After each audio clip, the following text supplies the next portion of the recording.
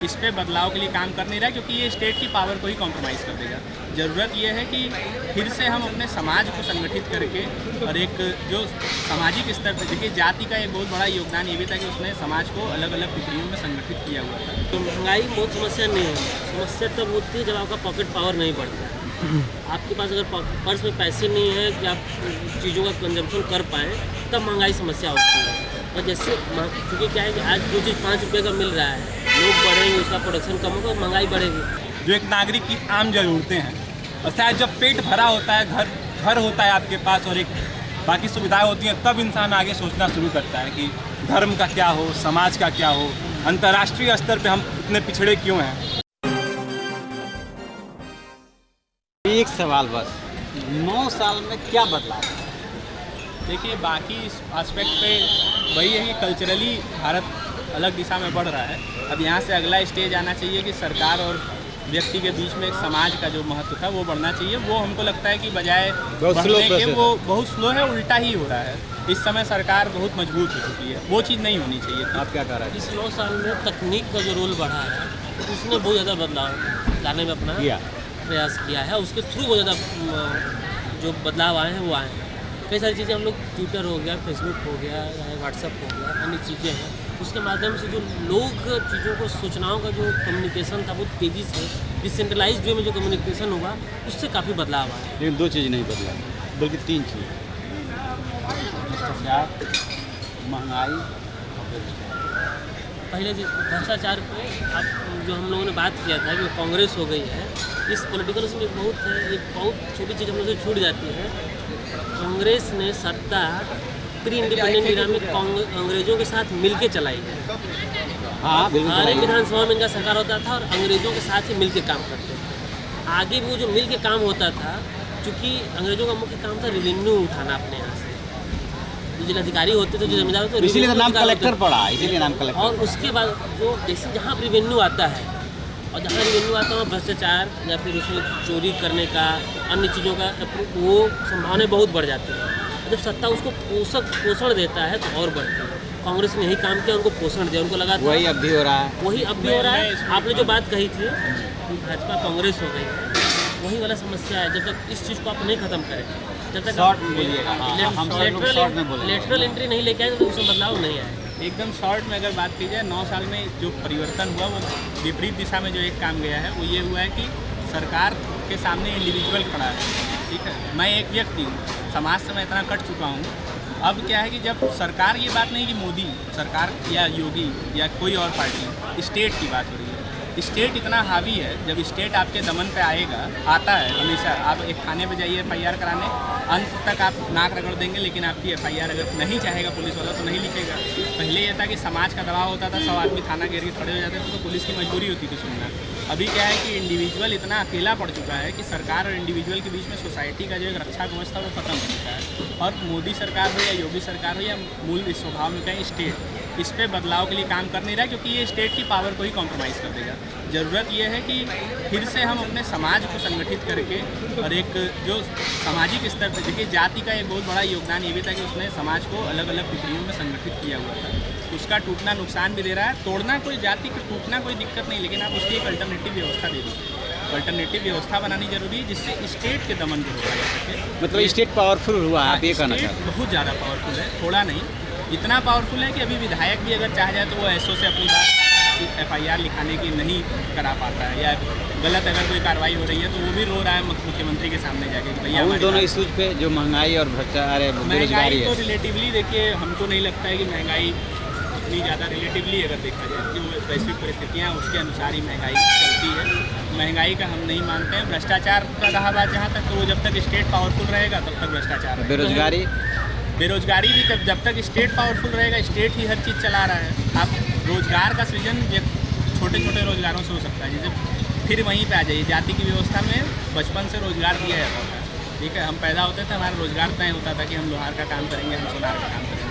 आप एक अल्टरनेटिव व्यवस्था बनाइए। अभी क्या है कि स्टेट इतना हावी है, सरकारी नौकरी निकलेगी, हर आदमी 28-30 साल तक तैयारी कर रहा है कि सरकारी नौकरी लग जाए। अरे 20 साल से ही तुम एंटरप्रेन्योरशिप में उतर जाओ, बिजनेस डालो, तो वो जब चलन होगा बिजनेस की ओर, फिर से हम लोग उतरेंगे बिजनेस की ओर, लोकल बिजनेस की ओर, ग्राम स्वराज या व्यक्ति के हाथ में रोजगार जब देंगे, छोटी इकाइयाँ बनाई जाएंगी, तब ये सारी समस्या खत्म हो जाएगी। सरकार कभी न रोजगार दे सकती है 130-140 करोड़ लोगों को, कोई सरकार नहीं दे सकती। आप क्या कहते हैं? महंगाई जो बात हुई थी रिलेटिव टू महंगाई बहुत समस्या नहीं है। समस्या तब होती है जब आपका पॉकेट पावर नहीं बढ़ता है।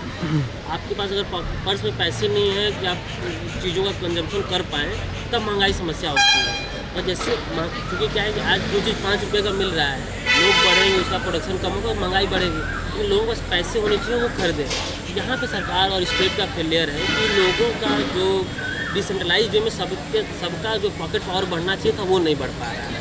उसके लिए जो आप जो उस पर जोड़े हैं बेरोजगारी को, उसमें क्या है कि जो कास्ट सिस्टम की बात हुई थी, हमारे यहाँ कई सारे कास्ट सिस्टम उनके प्रोफेशन से जुड़े हुए थे। कई सारे कास्ट को तो आपको गांव में तय हो जाता था, सही बोलते 200-250 साल से पहले का आपको इतिहास नहीं पता चलेगा।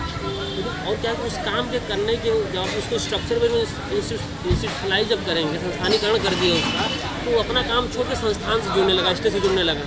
सरकारी नौकरी के पीछे जो भागना होगा, उसने अपना काम छोड़ दिया और उस काम को कनेक्ट नहीं किया गया बाजार से। एक समय में गांव में लोग आते थे झारखंड वगैरह से और अपने यूपी से भी कई जगह तो सील बट्टा बनाते थे।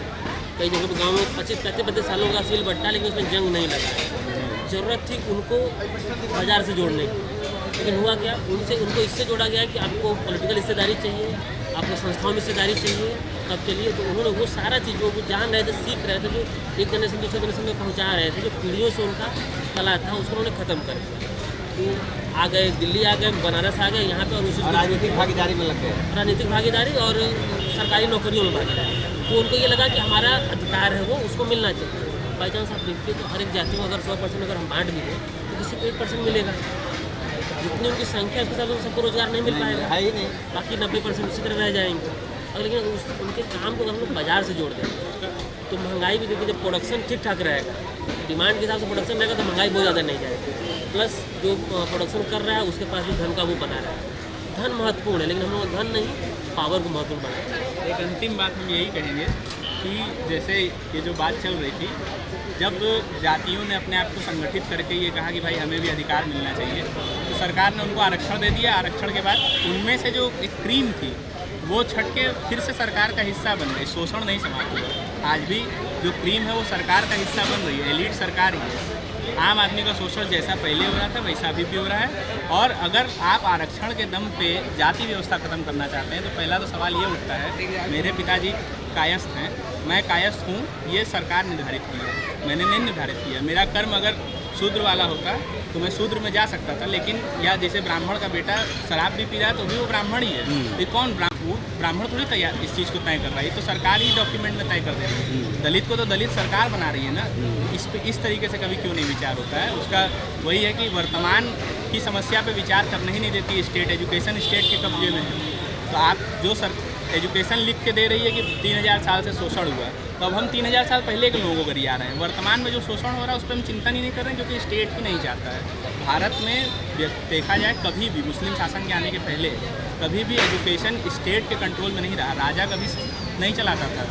जितने भी अनुदान दे दिए जाते थे मंदिरों को और पाठशालाओं को, और जनता से जो अनुदान मिलता था उससे चलता था। तो समाज चलाता था शिक्षा व्यवस्था, तो फिर समाज के लिए शिक्षा व्यवस्था सोचती थी। अभी सरकार चला रही है शिक्षा व्यवस्था, इसलिए कोई भी सरकार आएगी वो नई शिक्षा नीति लागू करेगी, अपने अनुसार चीज़ों को बदलेगी।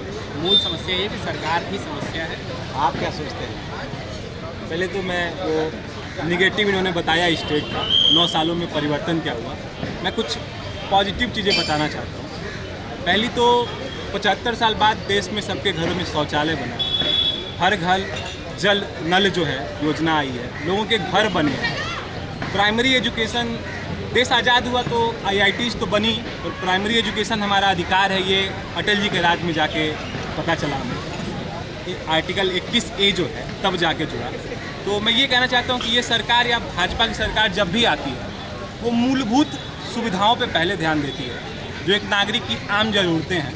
और शायद जब पेट भरा होता है, घर होता है आपके पास और एक बाकी सुविधाएं होती हैं, तब इंसान आगे सोचना शुरू करता है कि धर्म का क्या हो, समाज का क्या हो, अंतर्राष्ट्रीय स्तर पे हम इतने पिछड़े क्यों हैं। आज अगर हम सोच रहे हैं कि अंतर्राष्ट्रीय स्तर पे चीन आगे जा रहा है, अमेरिका आगे जा रहा है, शायद इसीलिए क्योंकि 9 साल में एक मूलभूत हमारी ज़रूरतें पूरी हो चुकी हैं। कोरोना जैसी महामारी में भी अगर हमारा बेसिक भोजन और बाकी व्यवस्थाएं मिल रही थी, एक बहुत बड़ी आबादी उस चीज़ से विरत नहीं थी, तो इसका बहुत बड़ा योगदान इस सरकार का ही है। तो इस सरकार की ये एक बहुत बड़ी उपलब्धि है। उसके अलावा स्टेट पावरफुल, स्टेट को आखिर पावर हम ही तो दे रहे हैं। संविधान ने तो हमें पावर दिया था, we the people of India, हम भारत के लोग, इस देश के राजा हम हैं, पर हमने अपना प्रतिनिधि उन्हें बनाया जो आज हमारे ऊपर ही शासन कर रहे हैं। तो अगर हम आज अपने आप को मजबूत करते हैं, हम अपने आप को उस हिसाब से ढालते हैं और नई दिशा में ले जाते हैं, तो सरकार भी झुकेगी हमारे आगे। हम शायद जो चाहते हैं वही होगा। ये बात ठीक है, मोदी सरकार के जो पक्ष में बातें हैं वो एकदम इनकी सही है, इसमें कोई दिक्कत नहीं है। जो ये बात सही है, हम इतना इसलिए सोच रहे हैं क्योंकि हमारा पेट भरा है, ये एकदम जेन्युइन बात है। आज जो हिंदू जागृति आई है वो इसीलिए कि लोगों का पेट भरा है, तब लोग अद्वैतवाद का दर्शन उसी को समझ में आएगा जिसका पेट भरा होगा, ठीक है। वो बात एकदम सही है। मेरा कहना ये है कि अब इसके आगे फर्दर काम इस पर होना चाहिए कि डिसेंट्रलाइजेशन ऑफ पावर, जो भारतीय सभ्यता का एक मतलब हमेशा से केंद्र रहा है, डिसेंट्रलाइजेशन ऑफ पावर, वो होना बहुत जरूरी है। मेरा बस इतना ही। ठीक, बहुत अच्छा डिस्कशन रहा।